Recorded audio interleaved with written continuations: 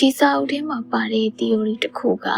ကိုဘဝရဲ့80ရာခိုင်နှုန်းသောစိုးရိမ်ပူပန်မှုတွေကို short ချပေးနိုင်တယ်လို့ပြောတယ်ဆိုလို့ရှိရင်ယုံနိုင်လားပေါ့နော်။ Okay အဲ့တော့ဒါကတော့ဒီ lab term theory ပဲဖြစ်ပါတယ်။အဲ့တော့ဒီစာအုပ်လေးရေပေါ့နော်ဒီအထက်မှာပါတဲ့အကြောင်းအရာလေး summary လေးနဲ့ဒီ root review လေးလုပ်ပေးတဲ့ video လေးပဲဖြစ်ပါတယ်။အဲ့တော့ဒီစာအုပ်ထဲမှာဆိုလို့ရှိရင်ဒီစာရေးသူကဒီ lab term theory ပေါ့နော်ကိုယ့်ရဲ့အတွေ့အခေါ်ကိုယ့်ရဲ့ဖြစ်တည်မှု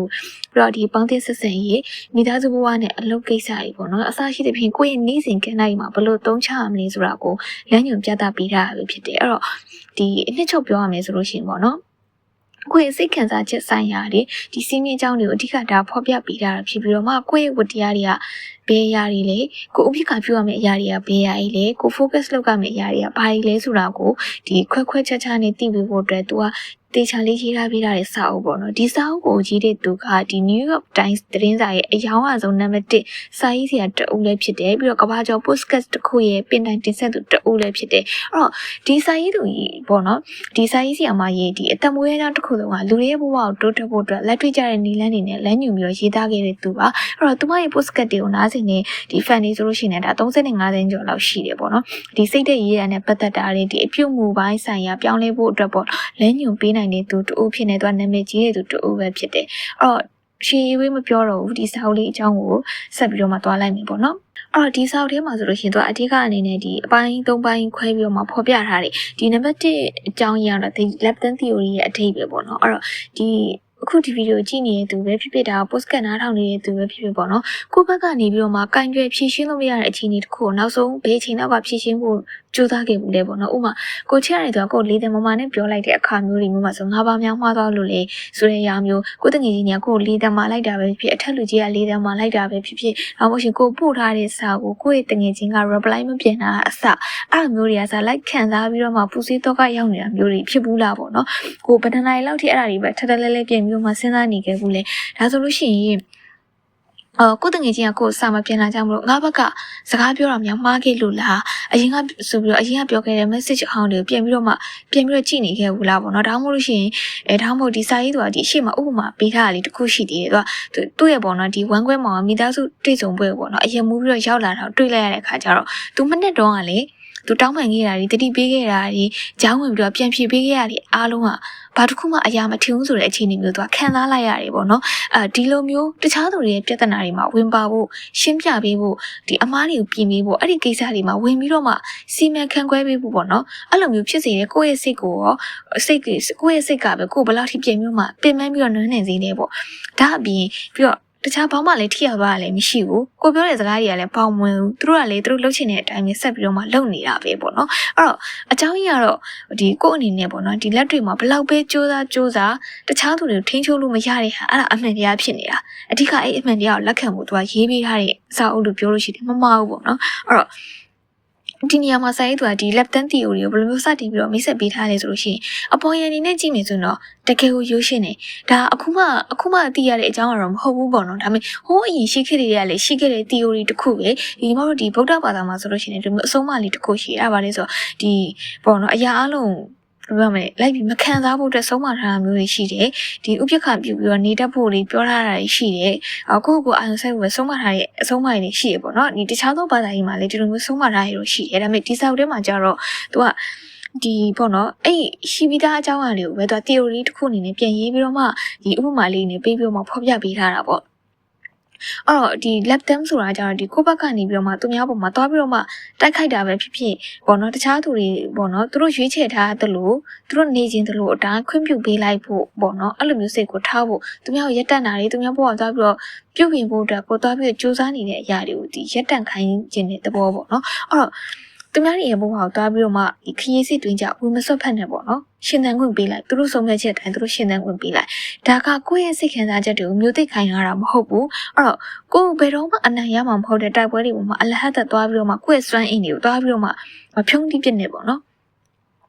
ဒါပေမဲ့ဒီနေရာမှာတတိထားရမယ့်အချက်တစ်ခုရှိတယ်အဲ့တော့အစားဒီပေါ့နော်ဒီအရောင်နားထောင်နေသူအနေနဲ့ပေါ့နော်ဒီ lap dance ဆိုတဲ့အယူဆတစ်ခုတည်းကိုပဲအကေးကကျင့်သုံးနေမယ်ဆိုလို့ရှိရင်လူတွေနဲ့အဆက်အသွယ်ပြတ်သွားပြီးတော့မှတယောက်တည်းအထီးကျန်တဲ့ဘဝအပေါ်အောင်တဖြည်းဖြည်းရောက်ရှိသွားနိုင်တယ်အဲ့တော့ငါပြောတဲ့စကားတွေကဘောင်းဝင်ပါလားတော့ပါပြီငါဘယ်သူနဲ့မှမပတ်သက်ချင်တော့ဘူးဘယ်သူမှလည်းအကေးမဆိုင်ချင်တော့ဘူးဆိုပြီးတော့မှအတွေးတွေဝင်လာနိုင်တယ်အဲ့လိုမျိုးဝင်လာပြီဆိုလို့ရှိရင်တတိထားမှာတကယ်တမ်းကိုကဒါလွတ်လပ်မှုအစစ်အမှန်ကိုရရှိလိုက်တာမဟုတ်ဘူးအဲ့ဒါတက်မဲ့တကယ်တော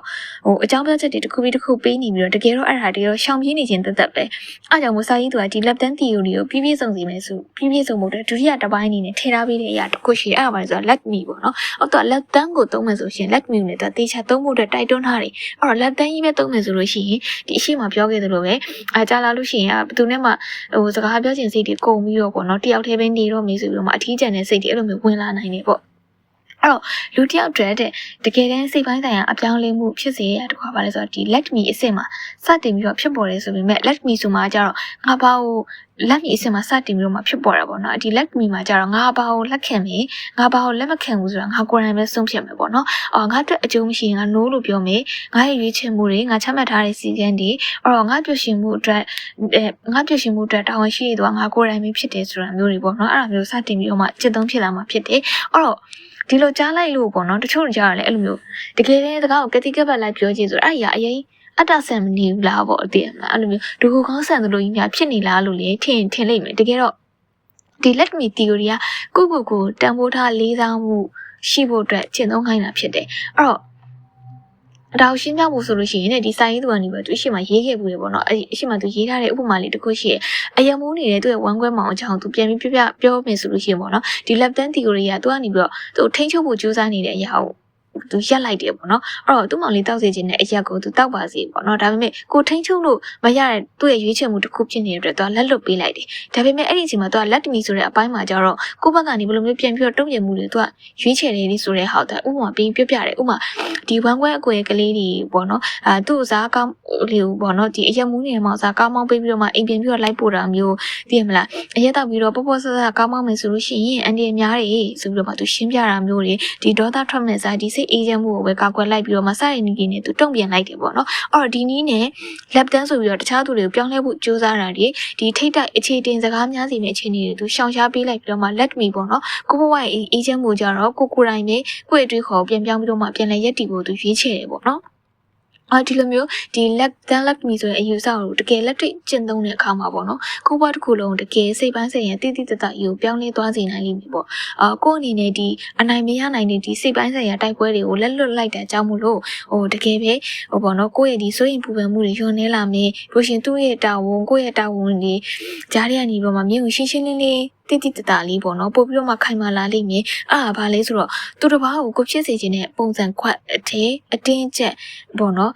အတင်းချက်ထိတ်ပြီးတော့မှပြောင်းလဲဖို့ကြိုးစားပြီးတဲ့အရာမျိုးတွေကတကယ်တော့အလုံးမဖြစ်ဘူးပေါ့နော်အဲ့ဒါကိုပြောချင်တာတကယ်တော့ပြီးလို့ရှိရင်ဒီ lap dance theory ကိုဘယ်လိုမျိုးကိုယ့်ရဲ့ဒီ lifestyle တွေမှာဘယ်လိုမျိုးလက်တွေ့အသုံးချလို့ရမလဲပေါ့နော်ကိုယ့်ရဲ့နေ့စဉ်ကြုံတွေ့နေရတဲ့ဒီ strap တွေကိုလည်းဒီ lap dance theory နဲ့တခြားလေးစီမံခန့်ခွဲလို့ရတယ်ပေါ့အဓိကတော့ကိုထိန်းချုပ်လို့မရတဲ့အရာတွေနောက်ကိုလိုက်မဲ့စားကိုစိတ်ကိုပဲပြန်ထိန်းချုပ်လိုက်တဲ့အခါမှာကိုယ့်ရဲ့ဒီတနေ့တာကိုသူတို့ရဲ့အပြုတ်မှုတွေလာပြီးတော့မှဒီလွှမ်းမိုးတာမျိုးတွေမလုပ်နိုင်တော့ဘူးအဲ့လိုမျိုးဒီ lap dance ဆိုပြီးတော့လွှတ်ချလိုက်ပြီးတာနဲ့ကိုလှုပ်ဆိုင်ရှိရလှုပ်ဖို့ let me ဆိုတဲ့အလှည့်ကိုရောက်လာပြီပေါ့နော်ဒီ lap me ဆိုတဲ့အစင်းအစင်းပါတဲ့နီလန်းကဒီဘဝရဲ့ပြဿနာတော်တော်များများကိုရှင်းဆိုင်ဖို့အတွက်ဒါအလွယ်ကူပြီးတော့မှဒါအသုံးဝင်နေပေါ့နော်ဥပမာဆိုလို့ရှိရင်ကိုယ့်ရဲ့ဒီအထက်လူကြီးတွေကနေပြီးတော့ကိုယ့်ဘုံမှာမျောနေချက်အမှားတွေပြီးတော့မှကိုယ်လှည့်စားပြီးတော့ခိုင်းနေခဲ့တာမျိုးပဲဖြစ်ဖြစ်ဒီ lap dance ဆိုပြီးတော့မှကိုယ်လွတ်ထားလိုက်ပြီးတော့မှ let me ဆိုတဲ့ပုံမှာငါအလုပ်အတွက်ငါဘဝအတွက်ငါအနာဂတ်အတွက် okay ငါဘာကြီးဆက်လုပ်လို့ရမလဲငါဘေးပုံမှာပို့ပြီးမှအာရုံစိုက်ပြီးစူးစမ်းလို့ရမယ်ဆိုတဲ့အရာမျိုးတွေပေါ့နော်ပြောင်းပြီးတော့မှ focus ပြောင်းလိုက်တဲ့အရာမျိုးတွေပေါ့နော်ဒီဆောက်ထဲမှာဆိုတာသူတေးတေးချာချာလေးကိုဥပမာပေးပြီးတော့မှဒီရှင်းပြထားတာတွေရှိတယ်ပြီးလို့ရှိရင်ဒီတခြားသူတွေဒီမြင်ယူဆချက်တွေပုံမှာကိုကြောက်ရွံ့တာမျိုးတွေကိုလေဒီ let me theory သုံးပြီးတော့မှဒီစီမံခန့်ခွဲလို့ရအောင်လေသူဥပမာပေးထားတာတွေရှိရပေါ့နော်အဲ့တော့ဒီမှာအနှစ်ချုပ်အနေနဲ့ပြန်ပြီးပြောရမယ်ဆိုလို့ရှိရင်တော့ဒီပေါ့နော်တခြားလူတွေကကိုယ်ကိုဝေဖန်ပြောဆိုမှလေကိုကတကယ်တော့မဝေဖန်ပါနဲ့ငါ့ကိုမဝေဖန်ပါနဲ့ငါ့ကိုမတိုက်ခိုက်ပါနဲ့တော့ကွာသွားပြီးတော့မှ control လုပ်တဲ့အရာမဟုတ်ဘူးအဲ့တော့ပြီးတော့ဒီမှာစိတ်ဝင်စားတဲ့အကောင့်တာတခုသူရေးထားတာပါလေဆိုတော့ကို ချစ်လို့ပေါ့နော်ဥမာထားပါတော့ကိုယ်ဒီ laptop ဖော်ပြကိုရေးချက်ထားတဲ့သူပဲဖြစ်ကိုယ်အိမ်နောက်ဘက်ပဲဖြစ်ဖြစ်ကိုယ်ကိုချစ်ခင်လာပါလေဆိုတဲ့မိတ်ဆွေတငယ်ချင်းတွေတောင်းမှပဲကိုယ်ကိုမကြိုက်တဲ့အပိုင်းတွေရှိတယ်ကိုယ်ဝေဖန်မှုတွေလည်းရှိနေနိုင်တယ်အဲ့လိုဝေဖန်မှုရှိလို့လေသူတို့ကကိုယ်တကယ်မချစ်တော့တာလားဆိုတော့လည်းမဟုတ်ဘူးပေါ့နော်အဲ့တော့ပြောချင်တာပါလေဆိုတော့ဒီမှာဝေဖန်တာနဲ့ကိုယ်ကိုချစ်တာခင်တာနဲ့တသက်စီလေးဖြစ်နေနိုင်တယ်ပေါ့နော်အဲ့တော့ဟိုတကယ်စိတ်ဝင်စားအောင်လို့သူထင်သာမြင်သာလေးရှိအောင်ဥပမာလေးနဲ့ပေးပြီးတော့မှသူတေချာလေးရေးထားပြီးတယ်အော်ဒီ theory ကလေဒါတကယ်လေးဒါအသုံးဝင်မယ်ပေါ့နော်အသုံးဝင်တဲ့ theory လေးတစ်ခုဖြစ်တယ်အဲ့တော့ဒီဗီဒီယိုလေးကတော့ဒါပေါ့နော်ဒီ summary အနှစ်ချုပ်အားလုံးလုပ်တဲ့ဗီဒီယိုမဟုတ်ဘူးအဲ့တော့ဒါ review လေးနဲ့ဒီ summary နည်းနည်းပပလေးထည့်ပြီးတော့မှပြောပြရဖြစ်တဲ့အတွက်ကြောင့်မလို့ဒီစာအုပ်အပြည့်စုံတော့အခုမှတော့ရှာပြီးတော့ online လို့မှဖတ်လို့လည်းရတယ်ပေါ့နော် web ဖတ်မှာပေါ့နော်အားပြီးတော့ဒီအလဲတခုဆိုရှင်ညီမတို့ဒီရွှေနှုတ်မှာလည်းရတယ်ပြီးတော့တခြားသောဒီ audio book တွေပါလဲဆိုရှင် YouTube မှာလည်းတချို့တင်ထားတာတွေတွေ့တယ်ပေါ့နော်အဲ့မှာတွားပြီးတော့မှဒီအပြည့်စုံနားထောင်လို့ရတယ်ပေါ့ဒါကတော့ဒီ review လေးပဲပေါ့နော် review လေးလုပ်တယ်ဆိုတာလေဟိုဒီလိုပေါ့နော်ဖတ်ပြီးတဲ့စာအုပ်ဒီနဲ့ review လုပ်လိုက်ကိုအဓိကတော့ဒီအပိုင်းတော့ညီမဗီဒီယိုလေးတင်နေတာပေါ့နော်တင်ချင်တော့အလိုစာအုပ်နည်းနည်းပြင်ပြီးတော့ဖတ်ဖြစ်နေရတယ်မို့လို့ပြင်ပြီးတော့မှ review ဗီဒီယိုလေးပြင်ပြီးတော့လုပ်လိုက်တာဖြစ်ပါလေအဲ့တော့ကြည့်ပြီးနားထောင်ပြီးတဲ့အတွက်ကျေးဇူးများတင်ပါတယ်အဲ့တော့နောက်ဗီဒီယိုမှာပြန်လည်ပြီးတော့မှတွေ့ဆုံပါမယ်